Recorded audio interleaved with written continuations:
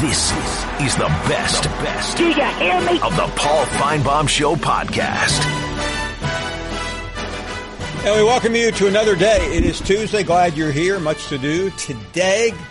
And we appreciate you dropping by here on a Tuesday afternoon. We will get to your calls in a moment. You want to start lining up the phone calls now. You can get in 855-242-7285. What about this? Greg Sankey, the commissioner of the SEC, meeting with reporters yesterday, saying the SEC will continue a healthy dialogue regarding in-stadium alcohol sale policy. Meanwhile, Tennessee football legend Philip Fulmer quickly finding success in an athletic director role. This is an article that we will be talking about later on. It was just a couple of months, it was a year ago, I should say, where Philip Fulmer was passed over for that job. The new athletic director, John Curry, didn't make it out of the first year, fired after a disastrous coaching search. And most believe Philip Fulmer has brought respect and integrity back to a program that was in desperate need of it. We'll talk about that later in the show. Can Mississippi State really win double-digit games? That is a big conversation. We have a guest on who has a pretty strong take. We've been talking about that new program under Joe Moorhead, left a pretty good team behind, or at least Dan Mullen did. We'll talk about it in a moment. And a lot to do. Yesterday we started hearing from the entire Big Ten after a throwaway line about Ohio State playing an easy schedule seemed to upset all the boys up in the big Rust Belt. We'll continue that conversation. More on the Hugh Freeze not being able to go to Alabama and four other SEC schools. I was on Outside the Lines earlier today talking about that. That story generating a lot of conversation, emanating out of an AL.com story by John Talty and Matt Zenitz. And certainly the aforementioned alcohol policy story. All of these topics for conversation right here at 855-242-7285. Let's start with Steve in Chicago. And, Steve, we say hello to you on this afternoon. Good afternoon. How you doing? How warm is it down there, Paul? We're doing great. Thank you for the call. It's 40 degrees. You probably heard me. It's about the third time I've been on the show. I'm really glad to hear it. Big Ten country. I live in Big Ten country, but really, the SEC is the best conference in the country, period, hands down. You know, it's easier if Big Ten fans would just go ahead and repeat after you and admit that. They wouldn't have so much heartburn trying to defend and define the likes of Jim Harbaugh and Urban Meyer. Yeah, exactly. Exactly. What does the Big Ten have? All they got is Wisconsin, and they lose every year when they get in the Big Ten. They stink. Just like Ohio State, they stink. They cry all the time because they have nothing else better to do because it's too cold. Life is too short. You don't need to have all this. Yeah, when Major League Baseball games are canceled on the 16th of April in Chicago because of snow and ice and rain and it's cold, then why would you want to go to school up there in a colder month in April? I do tickets out over there, and it's like Wrigley Field. This is too cold. I mean, these guys got to cut down the baseball season too. How bad? Tell me this: a night game at Wrigley in the spring. I mean, how bad is it out there? It's not bad in the summer. Well, I'm not talking about the summer. I'm talking about the spring. Oh, spring? Oh, yeah, it's cold out there. I've been there. I've been there in the summer. 28 degrees. That's ridiculous. Insane. You're absolutely right. You're absolutely right. But I do tickets in the South too, and you know what? I'm a big Bama fan. There's so many Bama bars in this town. There's more Bama bars than Big Ten bars. Really? I didn't realize that. Yeah, there's like one down the street from Wrigley Field by Roscoe and Clark. There's a Bama bar there. That's pretty big. I mean, that's a big Bama bar. So when you say Bama bar, you mean Bama fans congregate watching? Okay. Yes, sir. Yes, sir. That's the truth. But nobody realizes that because we're in Big Ten country. All they have is Harbaugh and Urban Meyer. Urban Meyer has a weak Hey, let me ask you a question. Does the I'm sure they have a Michigan bar, right? Yeah, they got tons of them. Now, does the Michigan bars do they hand out Kleenex afterwards so the fans can cry? Yeah, they need issues. They got a lot of issues. They need tissue. Okay. They need a lot of tissue. Yeah, one of the Big Ten bars needs to hand out tissues. The other one needs to hand out Luden's cough drops when their favorite team chokes away a victory. I agree with you. I agree with you 100%. This is the Big Ten. And I'm sure there are plenty of Notre Dame bars. I've been to Chicago. Oh, there's plenty of those. There's plenty of those. So when Brian Kelly blows a big game against Miami or someone like that, how do they handle Florida that? State. Yeah, whatever. Or Florida State. Any big game, really. They whine about the refs. They blame the refs for the game. Yeah. Or they blame the coach because he didn't call the right call. It's just the way they are. As far as I'm concerned, the best conference in the country is the SEC. You got it. Hey, listen, we need to hire you as our Big Ten spokesperson.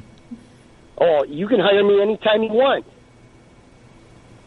You can hire me anytime you want. Have your people call our people, okay? You got it, sir. Hey, Steve, a pleasure. Thanks for starting us off today on a positive note. You're welcome. All right, Paul. Steve from Chi-Town calling. Let's go from Chicago to Georgia. Matt, what's up? That was an awful call. I hope there's no University of Georgia bars in Chicago. I do know one thing. When we go to Notre Dame, we pack the house, though, don't we, Paul? Sure do. I think last year we had about 60,000 at Touchdown Jesus. But what I was going to say, Paul, is y'all, the character of the Alabama, the coaches. I mean, you reported yesterday that Alabama and 4 other programs didn't hire Hugh Freeze because the SEC the commissioner didn't allow him. Well, let me make it clear. True? The commissioner does not have the right or the power to say no. The commissioner is in an advisory role. There is a stipulation in the SEC bylaws, I'm reading it right now, that says a school must contact the SEC about an individual who has a history of major NCAA infractions.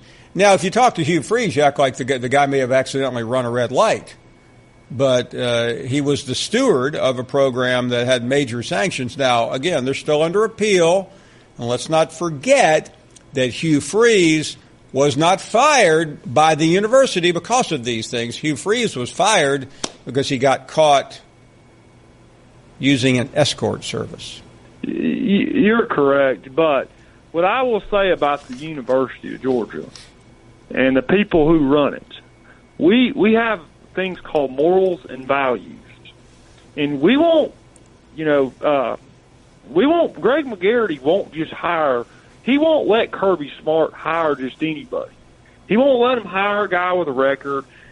I'd rather win with class than win hiring people that are questionable and don't have good character. By the way, Matt, you guys, Matt, let me ask you a question, okay? Okay. You're a young guy, so you may not remember. Do you remember the person that Greg McGarity replaced at Georgia? Yeah, he's from Gainesville, Georgia, and he's a close personal friend. And remember, what was his name? He was removed from the position, Paul. Yeah, that's why we don't put up with that. I just wanted to remind you of that, though. You did hire him, though. Yeah, but we got rid of him as soon as he got the DUI. Well, Matt, it was not like getting a DUI. There was a little more to it than that, wasn't there? He got pulled over. I know Damon Evans. And I know his dad very well. He got pulled over in Atlanta, Georgia's Buckhead with a mistress. Oh, okay. And he tried to work himself out of it and got a DUI with the girl. And I remember very well. I know Damon. Damon now lives in Boston. Him and his family moved to Boston. No, I just but before you start talking about you don't hire. I mean, but what I'm telling you, Paul, is we got rid of him. We didn't go hire that guy. Y'all hired Sarkisian, and I say that as you as Alabama because you support him. Y'all hired Sarkisian, who had a daggum DUI. Y'all hire anybody. Well, listen, I mean, Sarkisian to me. Nick Saban. It's just like when we got on the show about Hugh Freeze, Paul. We got on the show about Hugh Freeze. he screwed up Ole Miss, and you had 300 callers saying, "Oh, let's hire Hugh. He didn't do anything wrong. It's not proven." Well, no, hey, yeah, Matt. But Alabama turned him in. I'm just saying, I rather not win a national championship and win it the right way than win it cheating and pushing the rules and hiring a bunch of questionable Hey, let me ask you a question. That's the difference between the University of Alabama and the University of Georgia, Paul. You know it. How many people on our hey, by the way, have a bad record? Matt, are we going to have a conversation? Because if we are, you're going to have to learn punctuation, and by that I mean a period at some point has to come after about 500 run-on words. Get my point across. Because you like to change the subject. Answer me this question, will you? Will you answer me a question? My name's Matt. Yes, sir.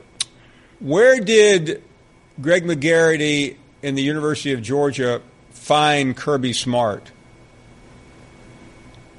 Where did he go to college? And you cannot say he went to college. Where did you hire him from? It's the same time the University of Alabama, Nick Saban, the same guy you've just been attacking for the last 10 minutes. Okay, but let me ask you a question. You did the same. You're trying to do the same number when I asked you if Nick Saban won an SEC championship his second year. You're like, no, but he won his third. So I'll answer the question, but you're doing the same thing, Paul. You're changing the subject. Well, no. The difference between you and me is I rarely get to talk during your calls because you never stop talking. Well, your reason why is because you're so daggum Alabama biased.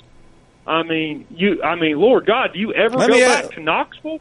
Let me ask you a question. Yeah, I was back there this year for the Georgia game. Yeah. Too bad. By the way, I haven't been back since. Yeah, I wouldn't either.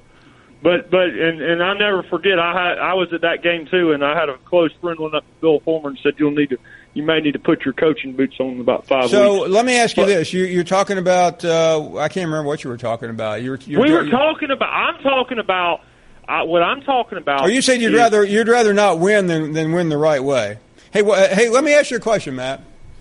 I haven't had a chance to talk about it. What was the story about this equipment manager at UGA a couple weeks ago? You got rid of him, Paul. What was he doing? He had cameras. Got rid of him. And how did he get the job? Paul, can you imagine if that had been at Alabama? But Paul, we didn't hire that guy. We didn't go hire someone with a DUI. No. How did the equipment manager who had 4 cameras in the locker room? How did he get the job? How did he get the job? By osmosis? Paul, answer this question for me. Did somebody at UGA hire this guy? You can't answer or did the question. Or did he get the job by winning a lottery? You can't answer the question. That guy, when he was hired by the University of Georgia, did not have a checkered past. My point is how many people does he certainly has one now, Matt. He certainly has one now after doing that. We didn't make a big deal about that because it's really not appropriate to just start throwing rocks like you've been doing, because you don't know what you're talking about. You're butthurt over losing to Alabama, and you'll say anything and do anything to try to make yourself feel better. You're listening to the Paul Finebaum Show podcast. Daryl is next. Well, what about Jonathan Taylor? What about Hill? That's a good point. He got kicked out of Georgia, and Saban took him. And then what? And then Saban. Listen, I think you know how I feel about that. Saban gave the guy a second and third chance, and he bombed out again. What about Mike DeBose and Mike Price? Well, I think one of them never even coached a game, did he? Well, Mike Price never coached. Mike Price was hired and never made it to the first game because he got caught with a bunch of strippers. And DeBose, none named Stormy, by the way, or something like that. I think. What was that? Well, Mike DeBose, wasn't he messing around with some intern or something like that on the staff? No intern, just a secretary. Just secretary, okay. And what about the players down in Louisiana that were sitting in the car? That they found drugs and guns and all that. What about them? The Cam Robinson situation. Exactly. I will give Nick Saban some credit though here. Okay, he impressed me by lately doing 2 things. Number one, he said we're going to the White House. Okay, I thought that was. You know what? That was very impressive. I realized Nick Saban does have some gonads. Okay, he said we're going because it's just something that you do. Okay, so once in a lifetime opportunity. Then my politics were going. And I like the fact that he kicked that player off the team that got into it with that coach in the BCS championship. In the championship. He was gone 3 days later without a comment. Well, then he should have been gone. Of course he should have been gone. By the way, he should have been pulled out of the game. Well, absolutely. I mean, but so that's two moves Nick Saban has made as of lately. That's been impressive. But come on, his past ordeals. I mean, Jonathan Taylor. We all know that all Nick Saban wants to do is win, and he would do anything it takes to win to a certain degree. Okay, there's just some things just so obvious you can't do. Hey, Darryl, let me ask you a question though. Okay. Yeah. You're a pretty good observer of this show. You heard what I said about Jonathan Taylor, and you heard what I said about Cam Robinson. Yeah. So, I mean, you're not telling me anything I don't already know. Oh, I'm just pointing out that I mean, you act like I was defending Saban in either one. I was the only person that criticized Saban in both cases. Oh, I know. You went toe to toe with him in the SEC media day, and he got his little panties in a wad. I know all that. But and by the way, I think Kirby Smart did come from Georgia. I mean, he did play high school football here. He played. No, I know exactly where he came. I know where he came from, but he did work for Nick Saban for 10 or 11 years, and that was my only point. But prior to that, he was the assistant coach at Georgia, wasn't he? Under Mark Richt, I think. I don't go that far back in his resume. Okay. Now let me say this. I'm concerned here. Okay. This Fields guy that we recruited. I hope we didn't make the mistake of letting the kid that went to Clemson. I think he's going to be. I mean, here's my problem with this. Yeah. How did he get out of there? Explain that one to me. Because I guess everybody was all hyped on this Fields guy, and this is what I don't understand. I went and looked at the Georgia high school all-time stats for passing yards, touchdowns, every quarterback stat, okay, that they keep, and they list 40 quarterbacks in each of them, all right? You can find people like, but this kid that's just signed for Clemson, he broke out all the records. Deshaun Watson had a lot of the records, but you can find names like David Green in there. You can find names like Mike Bobo in there. But you can find this kid that went to Clemson. His name is all over it, but you cannot find Fields nowhere in the top 40 in career passing yards, in single game passing yards, in touchdowns for a career, in rushing, in nothing. And I'm like blown away saying, I mean, this kid, you can't find him in none of these records, but he was this prize recruit. Now, I'm going to hope it's going to be like a Cam Newton, because you can't find Cam Newton in none of the stats either, and we know how he turned out. That's how I'm hoping it turns out. But I'm glad we got Jake Fromm, because I got a bad feeling that right there, that's going to be a big bust for Georgia. We'll see how it plays out. I don't see his credentials, what he's done in the past, making him that big of a recruit. It doesn't show in the record books, but we shall see. Paul, give Matt a break. How many times has Georgia ever been on major probation in college football? Can't think of one.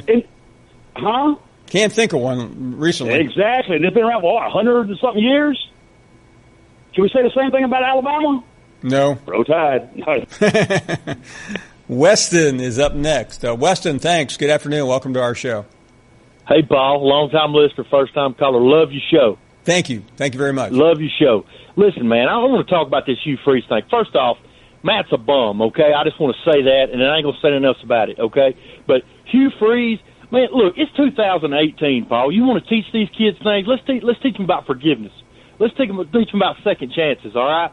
I mean, this man, Jimmy Swaggart was picking up prostitutes, and look, he's turned out fine. Am I right?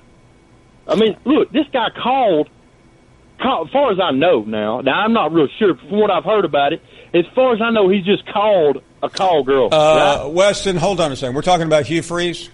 Yes. Well, since I've asked Hugh Freeze to come on this program and detail what got him fired, and he has not been able to say yes, I don't know specifically what Hugh Freeze would say, but I know what people in close to the situation have said. He didn't just. By the way, what do you do? Why would you just be calling an escort service? Well, I mean, I don't know, to hear the sound. But everybody makes mistakes. Hey, Weston, let's cut to the chase, okay? Let's cut the BS out. If all Hugh Freeze did was accidentally call an escort service, don't you think he'd still have a job right now? Well, I don't know, Paul. Well, I do know, okay? Let's quit believing that BS that some of his friends may have put out. He did a lot more than just call an escort. Now, Hugh Freeze said he made a mistake. Well, what mistake exactly did he make? What mistakes exactly did he make that he is so radioactive right now in college football? Would you like to tell me? That's what It's obvious. It's obvious. The commissioner of the SEC has basically insinuated to 5 SEC schools not to hire him. And by the way, he's eligible to coach based on NCAA standards. So Exactly. So don't you think there's maybe more to it than that? Let's not be naive here, people. Okay? I'm not being naive. Yes, Paul, you are. You're being naive. If the man is asking forgiveness, let's forgive him. Weston, this is not a church, okay? This is a call-in show, and what he may ask forgiveness and he may get forgiveness. I'm not the person that makes that decision. I'm not the arbiter. But if you think Ole Miss fired somebody that was as successful as Hugh Freeze because he accidentally called an escort service, I never said he accidentally. You did. Well, you act like he maybe did it once or twice. Okay. Hey, it is what it is. No, Paul. it's not. What No, I'm it's not. saying It is not. That was Is what it years is. ago. It is what Ole Miss investigated it to be, and what Hugh Freeze admitted it to be. They just didn't fire him on a whim. They had evidence. Okay, he was a public official. He was a public representative of that school.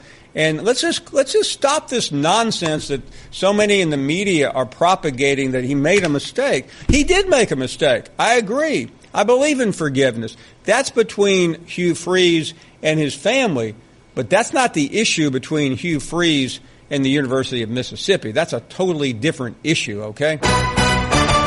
You're listening to the Paul Finebaum Show podcast. You're not worth a flail. Take a look at this headline if you're watching. If you're listening, it reads, can Mississippi State really win double-digit games in 2018? We know Dan Mullen left a team that was within a hair of beating Alabama.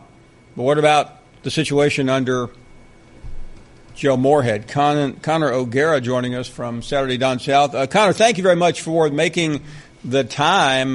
We were intrigued by your story. Obviously, there are high expectations for State. Good afternoon, and are they justified? Hey, good afternoon, Paul. I absolutely think that they're justified, given the point that you just mentioned. I mean, Dan Mullen did not leave the cupboard bare, so to speak, in Starkville. I think this is a team that returns so much talent. And besides that, I think the impact of Joe Moorhead on that program is going to be tremendous. I mean, this isn't a guy who's coming in here without some sort of resume. I mean, he is well accomplished given what he did at Penn State the last couple of years and really transforming that offense. I know that people like to give James Franklin a lot of credit for sort of the rebuilding job that he did, and understandably so, but in my opinion, Joe Moorhead was really what took Penn State to that Rose Bowl level, and I think that if you're a Mississippi State fan, you have to be ecstatic that you're able to bring in a guy like him who's going to be able to not necessarily have to overhaul the offense, and he's going to be able to take that roster this year and turn it into something that can really contend, I think, in the immediate future. Listen, we know, based on watching Penn State, that he ran a pretty high-octane passing offense, had a good quarterback. He also had the best running back in the country. How does that translate to what he has now with Nick Fitzgerald? Well, I think a lot of people like to compare Trace McSorley to Nick Fitzgerald because not necessarily that they were these highly touted guys. I mean, both kind of came in without really much acclaim. But, you know, the job that he did with Trace McSorley was really impressive. And I thought the thing that really took that offense to the next level was his ability to establish the deep ball. Now, Nick Fitzgerald, as we know, that's not his forte. And that's going to take some work for Joe Moorhead to be able to find those guys in the passing game who are going to be able to stretch the field. That's why that Penn State offense was so good. And you didn't have all these guys in the box loading up on stopping Saquon Barkley. Now, there's no guarantee that that's going to be established in the same exact way at Mississippi State. But that's kind of why I like the comp, because you need a guy who can obviously make plays on with his legs when things break down. But, I mean, I'm looking at what Nick Fitzgerald is going to be able to do in that offense, and compared to what he was able to do under Dan Mullen, I don't think it's going to be a whole lot different. I think, if anything, he's going to be open up to do even more things, and he's going to have even more responsibilities to do things at the line of scrimmage and to make some plays downfield that maybe have held Mississippi State back from beating some of those better teams. Connor, I've only interviewed him a couple of times, but he seems to be a really low-key, likable person. I recently visited with someone who had been on the practice field with him. He's intense, but he's lighthearted. How is all that going to mix in the grinded-out, dog-eat-dog SEC? I think he has the perfect personality for the SEC, to be honest. He's got a little bit of this swagger about him. He's always had that. Even at Penn State, he had guys who would call out his offense and say that those balls downfield are only 50-50 plays, and say that Trace McSorley got lucky. But he would stand up and defend his quarterback, and I think he even said that those takes were like a lunacy at best or something like that. But he's got this quiet confidence about him, and you saw that the first day he shows up on the job. He's asking guys to learn their ring sizes. I mean, that's just who he is. He comes in with this swagger that I think is going to fit in really well with the SEC, and I think it's going to fit in well with the personality that he wants to instill there. I mean, he's got a lot of confidence in what he does, as he should. His track record right now is really impressive. I mean, a guy who was coaching at a place like Fordham as recently as a couple years ago, who has risen through the ranks this quickly to build one of the best offenses in the country, and is now in position to have one of the best rosters in the country, in my opinion. And I just think that his personality, while he might be considered an outsider, I think he's going to fit right in with this conference.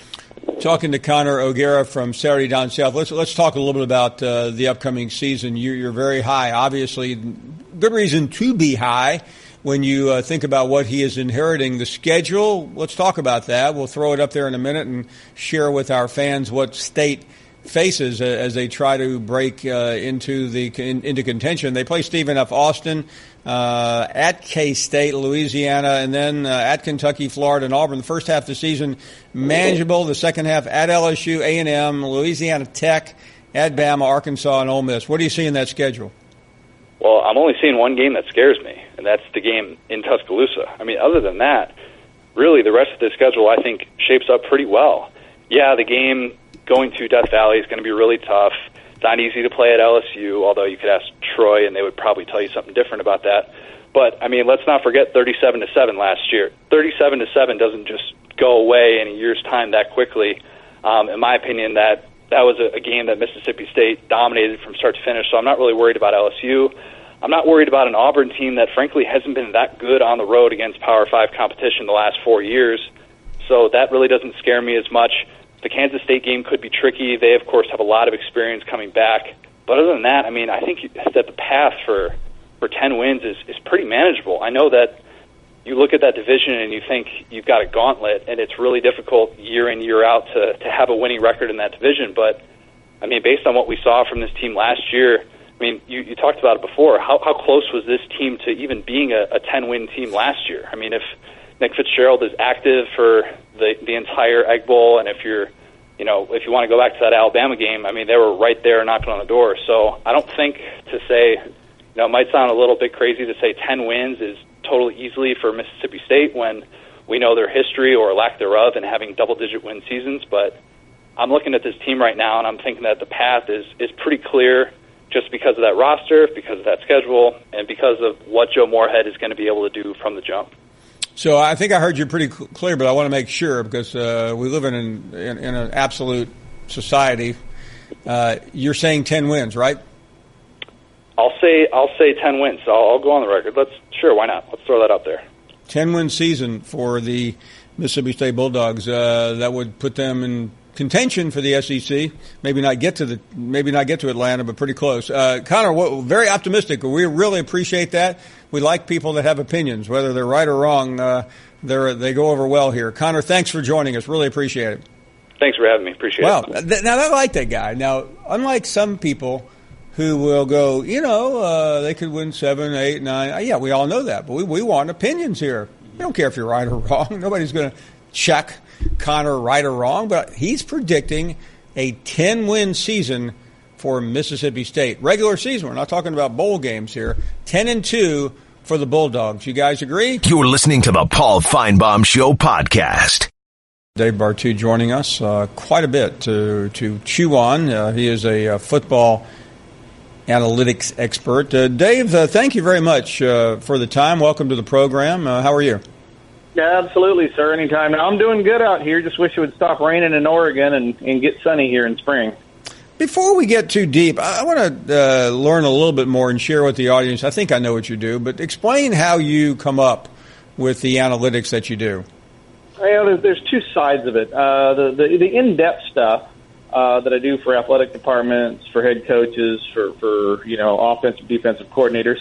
It's all about pregame analytics and trying to get an edge to win football games. Okay, on the public side, like what we're talking about, I try to simplify things. And the three basic things that I work off of that I created about 15 years ago is looking at the talent of a team, the coaching of a team, and the home road advantage for teams. And I just use those three things to basically tell stories. Okay, so when we're talking, when you're listening, everything that I'm talking about is a story that I get from reading the numbers. Not just it's not a gut feeling or an expertise or anything like that. So my forte is telling the stories with numbers in a simple fashion with coaching, talent, and where football games are played, Paul. And so when you look everyone this time of the year has opinions. Vegas puts out over and unders. Fans all think their team is going to be great. But you have to look beyond that. Is there a specific number? Let's say the debate between Alabama and Georgia. Where are you focusing your attention on?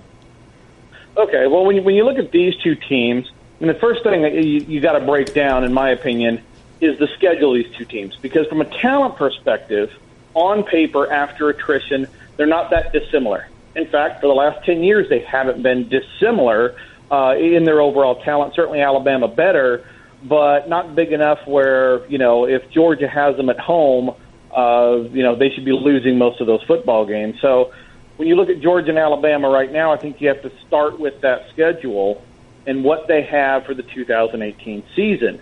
For Georgia, schedule is extremely favorable. And I'd be surprised when you look at the Vegas numbers that should be coming out for these totals. They should be, the over-under on those should be double-digit win totals.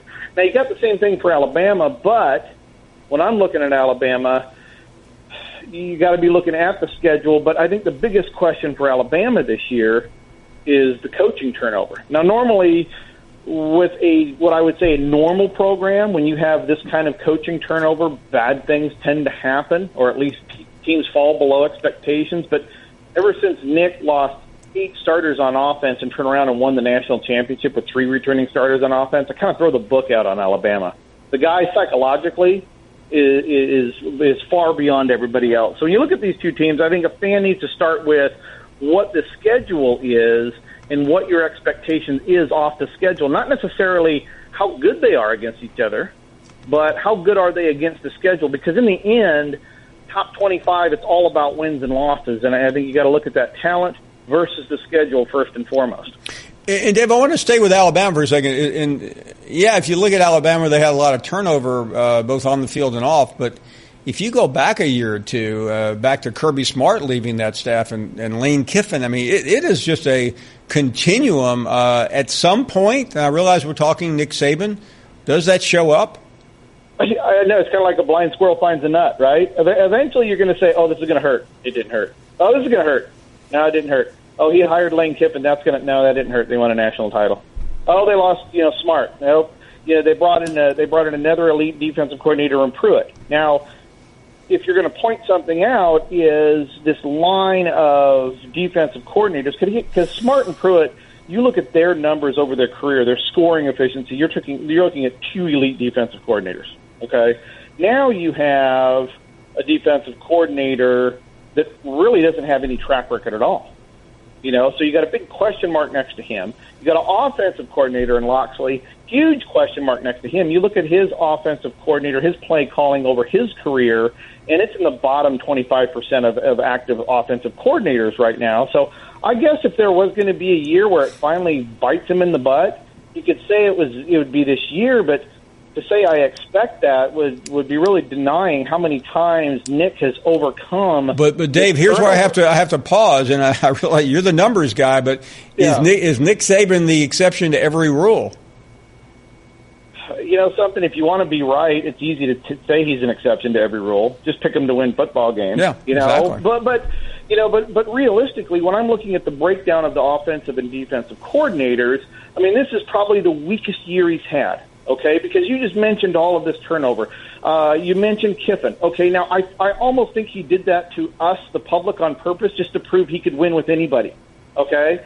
But still, Lane Kiffin had a track record. He had decent numbers as an offensive coordinator previously. Okay? Loxley has nothing like that. It's awful compared to Kiffin. Okay? You look at the defensive coordinator. Yeah, they lost Smart, but they basically brought the same bloody guy in and Pruitt, and the numbers were almost identical. But now you have a defensive coordinator in Tosh that has no numbers at all. So even though there has been turnover on the player side, I think they've gotten used to that because it's plug and play. They have so much talent there.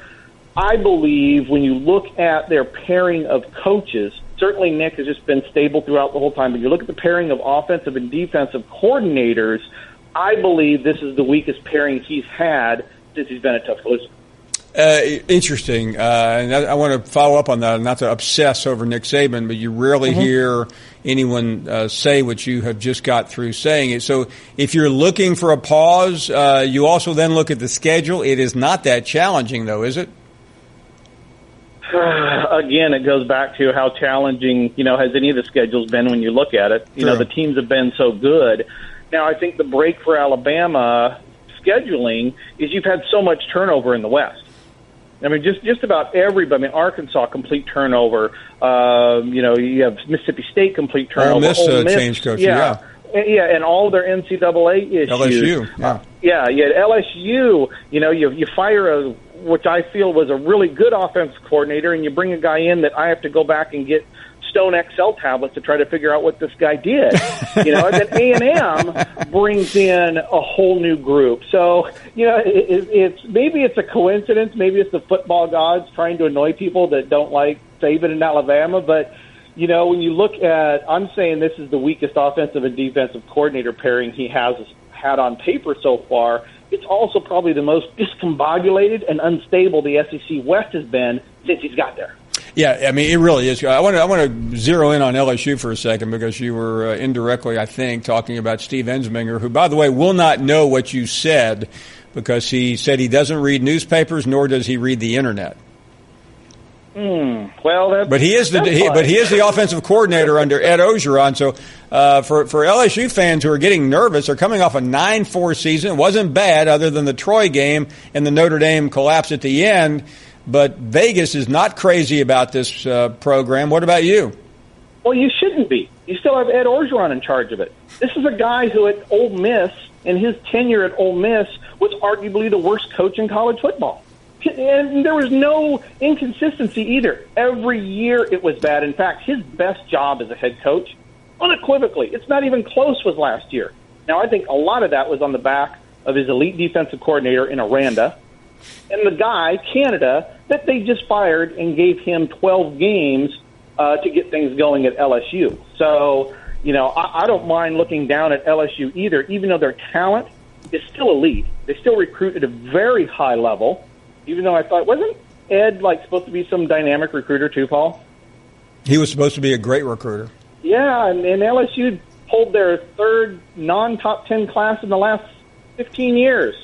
Yeah, go figure. So you got a recruiter that isn't recruiting as well, and his history as a head coach is not very good. You have an offensive coordinator that we have no idea what he's going to do. I think if LSU is going to win football games, it's going to be entirely on the defense. And long term, I just don't think it's going to last as you see this staff today. Does it, finally, Dave, on that, and this is fabulous stuff, does it look like after trying to be the new Ed Orgeron and learning from all the mistakes that he made, that by bringing in Ensminger, he was already on the staff, of course, by elevating him, he's simply gone right back to yesteryear? Well, I think a lot of coaches, a lot of them that I've talked to, they're kind of in two buckets. They stick with what got them there, which is usually the small box of doing the same thing every time, regardless if it's successful or not, because they judge their success based on their contract. Or you have the head coach that is constantly looking for something new. They keep doing things, but they're looking for different ways of improving. I think Ed, even though I haven't met him, would fall in that bucket of what got me here is inside this little square, and I'm going to stick to it. And, yes, I think what he did, he didn't like what Canada was doing. He wasn't comfortable with it. It wasn't in that little Ed box. And so he brought a guy in that gets him in his comfort zone, even though it may be a detriment to winning football games. Fabulous stuff, Dave Bartoo. Thank you so much. We really appreciate this. Great insight. Anytime, buddy. Thank you. Man, I mean, you talk about a guy that no BS, cuts right to the cord, suggesting that Orgeron may have some bleak days ahead, and also putting a blinking red light out for Nick Saban in relation to the weakest pair of coordinators that he has had at Alabama. Chew on that one for a moment. You're listening to the Paul Finebaum Show podcast. Rich in the ATL, you are on the air. How are you, Rich? I'm good, Jack. How you doing, bud? Excellent, thank you. Hey, Jack, can I ask you a question? You may. How many years have we heard thousands of UGA callers call this show and say guys like Darryl and Matt do not represent their fan base? Quite a few. Right. And where are they? Because I think this is laughable, this moral high ground that they're taking. And then they talked about the history of UGA, like it's Lily White. Do they not remember Jan Kemp? Probably not. That was Jan Kemp was the professor at UGA who exposed the university in the early 80s. Would that be fair? That's correct. Yeah. During the Herschel years, and they fired her, and she sued them, and I think she won like $1 million. They were fixing grades for the football players. Exactly. So, right. And then, let's fast forward to Mr. Marles, Kirby Smart. Did he or did he not take a picture of the recruiting board leaving Alabama? That is certainly the allegation coming from inside Tuscaloosa. That's correct. Okay, how about this one? Do you remember Beamer's son that he hired, Shane Beamer? Shane Beamer, sure. Okay, do you remember that there was something that had to do with that Wake Forest game when he was at Virginia Tech and he was getting information, I don't know if it was from a coach or a broadcaster or whatever. Do you realize that he got fined for that? I didn't realize that. Right, he was implicated, and he worked at Alabama at one time too, I think, didn't he? Yeah, yes, but I think he was a intern maybe at Alabama. I'm not positive, but he was fined about $25,000. So, did Mr. Morality, Kirby Smart, or Greg McGarity, did they fire him for that? I don't know. I really didn't keep up with it. The answer is no. So I'm just laying out a couple of facts, to go against this narrative about how Lily White UGA is. And I don't even want to get into the speculation with Kirby Smart as it regards to, do you think there was any possible tampering with Mel Tucker when he was leaving Tuscaloosa? How about Maurice Smith's mother? You think he may have said something to her? I mean, and again, that's speculation, but what's your guess? Man, I'm all out of guesses, Rich. I know what my guess is. All I'm trying to say is it's ridiculous for these guys to have this high moral ground about Kirby Smart UGA versus Alabama. Is that fair enough? That sounds good, Rich. All right. Hey, Jack, real quick, I'm going to ask you 2 legal questions because I know you're really an attorney masquerading as a broadcaster. If Shea Patterson isn't granted that waiver, do you think that he could sue the NCAA for the right to play next year? Yes. Absolutely. Absolutely. And then the second one may be a little trickier. Hugh Freeze, now that this is all out, but could he challenge that bylaw? I heard offered 4 jobs. I heard that he had considered challenging it. Yes, I don't know. I doubt he will because I think it would be suicide. But there was a lot of speculation that he was considering a lawsuit. Right, because I'm not an attorney. But Rich, here's the problem for Hugh Freeze.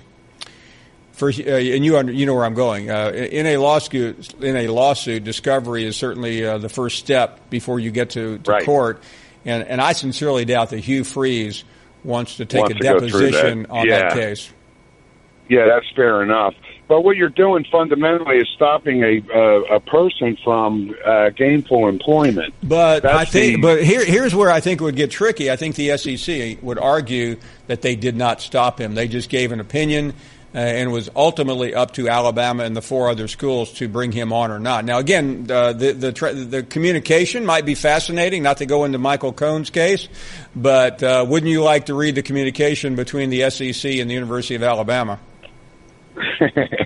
Probably not if I'm Hugh Freeze. I got you. You're right. But I was just wondering. Yeah, but Rich, I think for Hugh Freeze to challenge that, he would open himself up. And quite frankly, I think he'll be back next year. I joked about this earlier with Bob Lee. I think it's double secret probation right out of Animal House. And I think for him to fight it, he would end up losing. Now, you can argue all day long whether it was a right call or not. I frankly think the commissioner made the right call. Roger Goodell certainly has a moral authority on the NFL, just like Adam Silver on the NBA. And quite frankly, I'd rather have authority being concerned than looking the other way at the price of victory. Thanks for the call. You're listening to the Paul Finebaum Show podcast. You're not worth a flip. Let's head to Knoxville and bring in Mike Griffith to talk about a lot of things, especially Philip Fulmer. Mike, great to see you again. And a year and maybe 2 months ago, we were talking about the hiring of another athletic director. He's long gone. Philip is on the job since early December. And based on what you're telling us, things are going quite well. Good afternoon.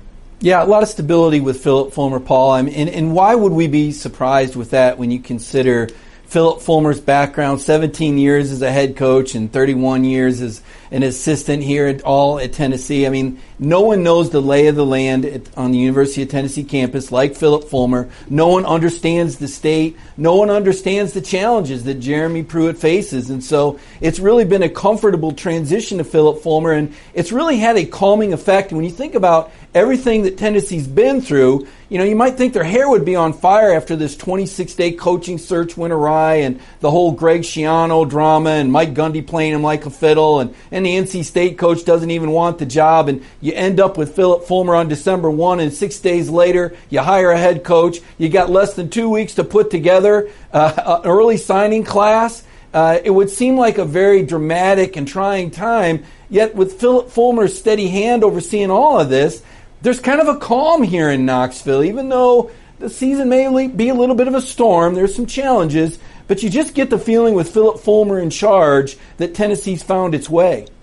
We know about his past. Certainly, he understands the territory. But what specifically is he doing, Mike, to calm everyone down and also to aid the new coach?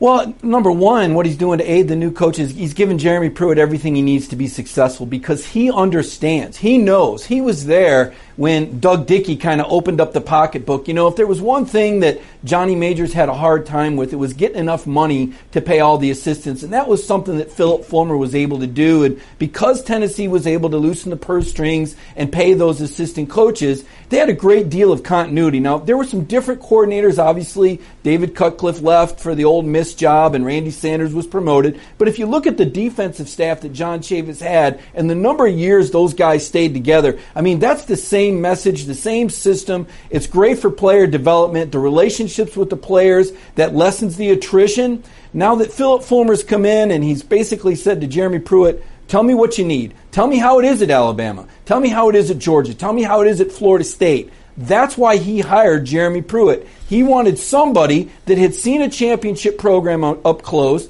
understood the blueprint and said, hey, bring it here to Tennessee. I'm going to find a way to get you what you need to win.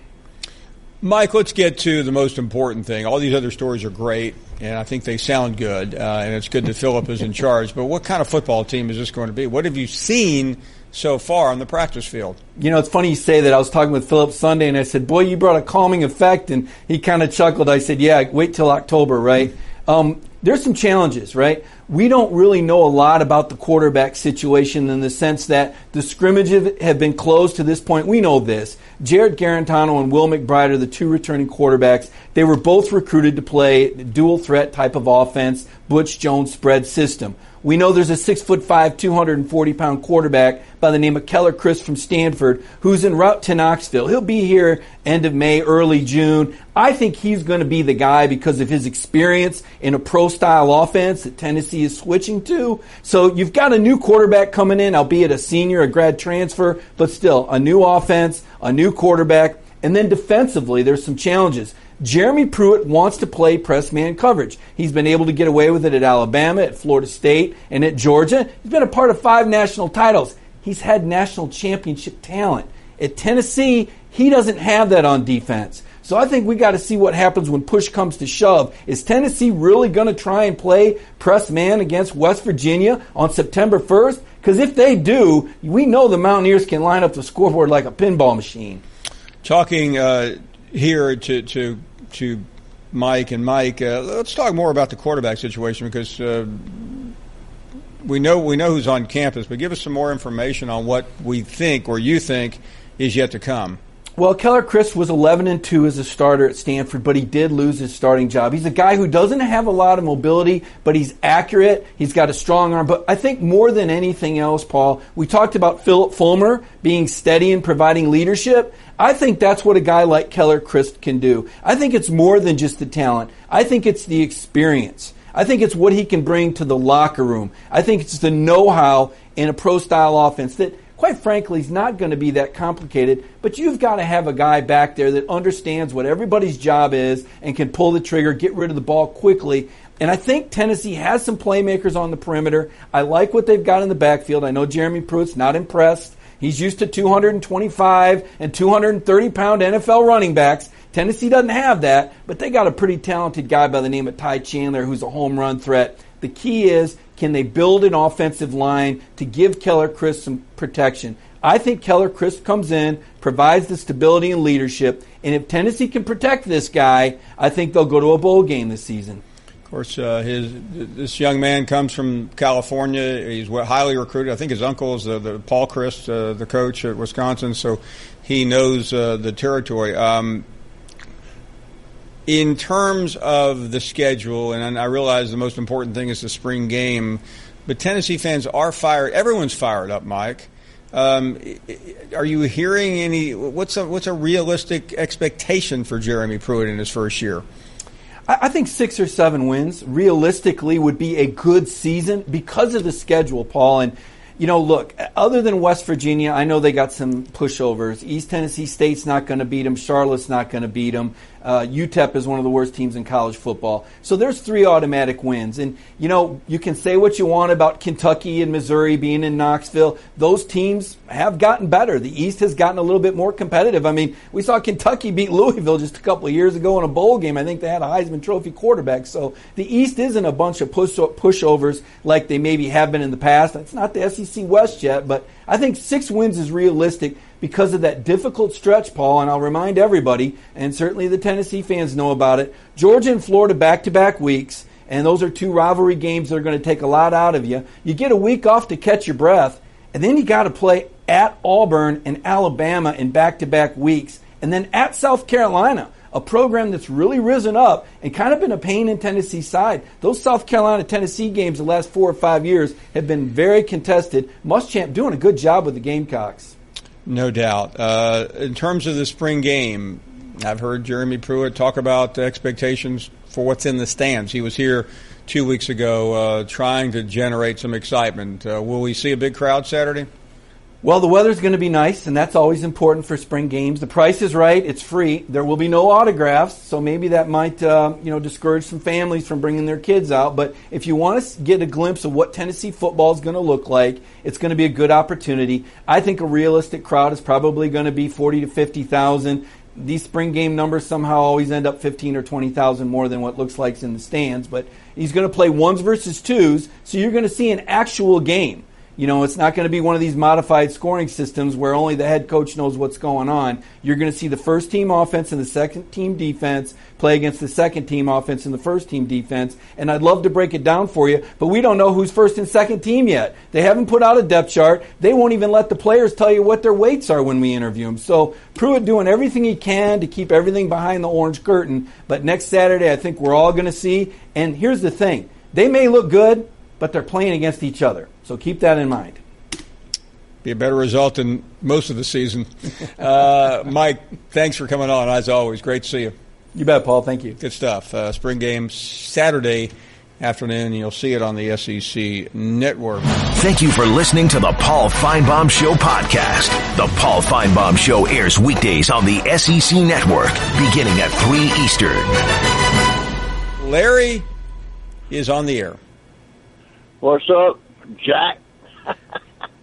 What's going on? I see my man in there, Big Dan, brother. I can understand him, Paul. You put that mark in there, him and Big Yeah, I mean, John, Danny, I think, is from where? Where are you from, Danny? Texas, somewhere? Grew up in Utah, but claimed Texas since I got there as quick as I could. You're the first person I've ever met that grew up in Utah. Same here. Yeah, I mean, listen to the man. You can understand him. I mean, you know the difference between Danny Bram and the other guy? He's not a Yankee. He's not a Yankee. He's not arrogant.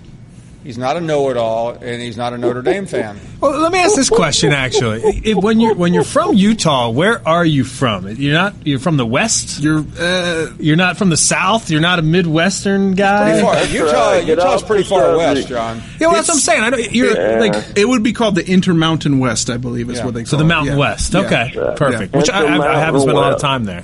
Larry, you've been out to the Mountain West? John, nobody has. Yeah, so get off the subject, Big Ten, John. Quit talking over me. Get off the phone, Matt. Larry. We didn't ask you to call. Hey, Matt, you didn't, but hey, it's toll free, Jack. So check it out. Hey, I like this, Larry and John going at it. That's a new thing on this show. Yeah, wait till the 12th. He ain't gonna show up for that golf tournament. I mean, I'd love to have Matt there to be my caddy so I could slap him around every time he said Bama. I'd knock him upside the head. Larry, man, is that really? Is that all you can do? Is talk about how you're going to whip up on John when you had had an opportunity and you chucked I got a witness come on this show and verified what I said. Remember her name? That's right.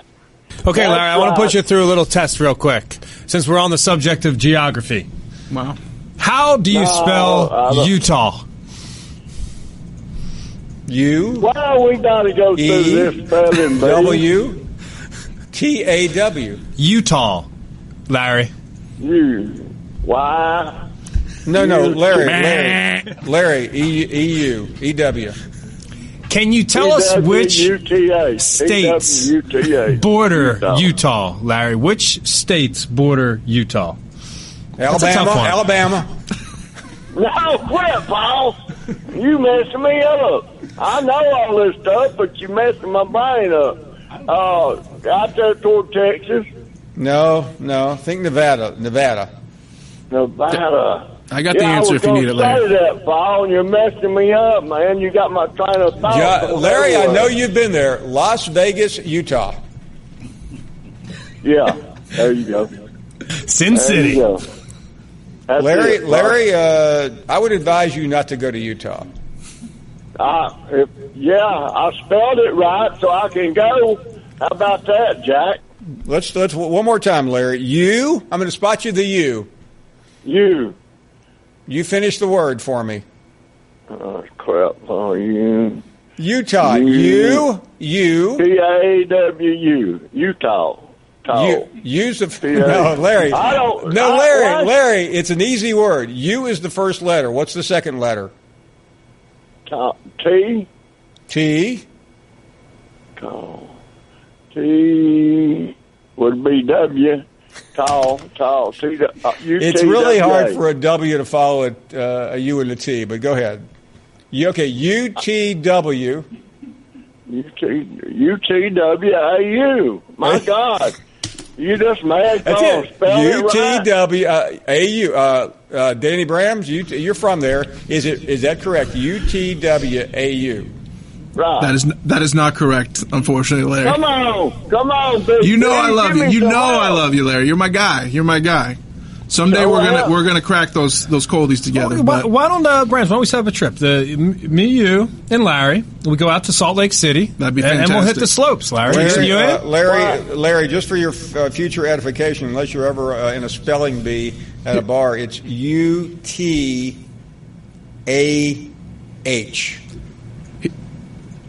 Oh, where's the U at? UBAWH. No, Larry. It is UTAH.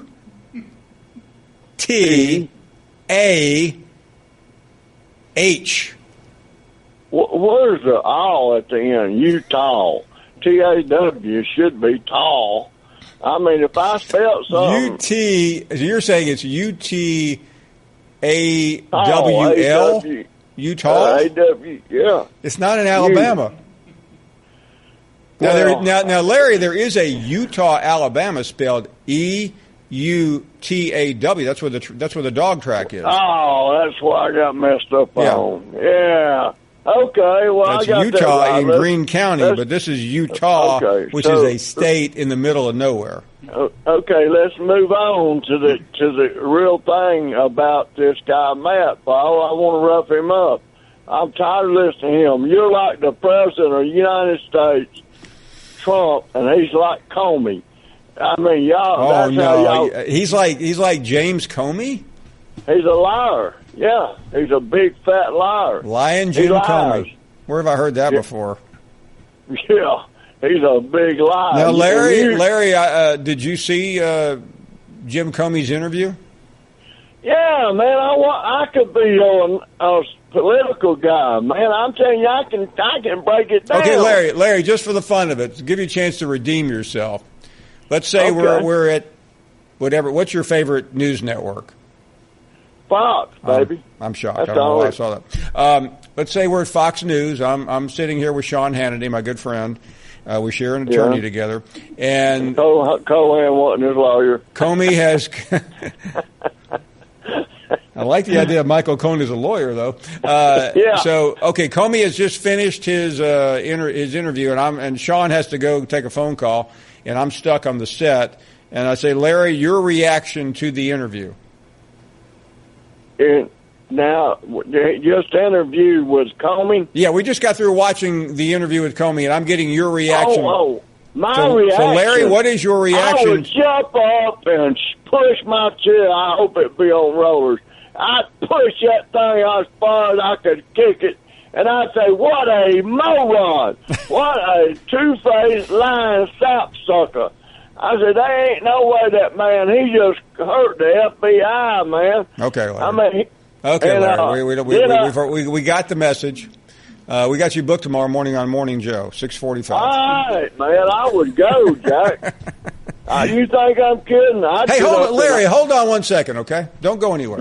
You got Comey there? No, we got the guy from Georgia on. If somebody can figure out. Get out there, boy.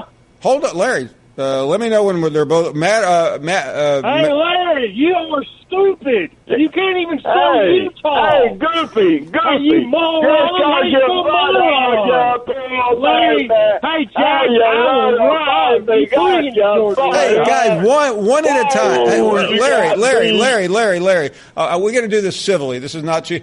I am going to control this. I am the moderator here. You have been, and Matt, you have to bear with me. I'm going to give you 30 seconds to respond. He can't even spell Utah. I mean, I'm sorry. You had to walk him through spelling Utah. I mean, what an idiot. I mean, Really? You think What did so? he spell? How does he spell moron? Let's see if he can spell moron. Is he spelling M-O-R-O-N, or is he spelling M-A-W-R-A-N? M-A-T-T, moron. Larry, can't even spell Utah. Oh, my I God. spell moron. Can you spell IQ? Can I spell what? Can you spell IQ, Larry? I can smell you. What do you mean, spell you? Can you spell IQ? I can do Spell this. IQ, Larry. I can tell you don't have one.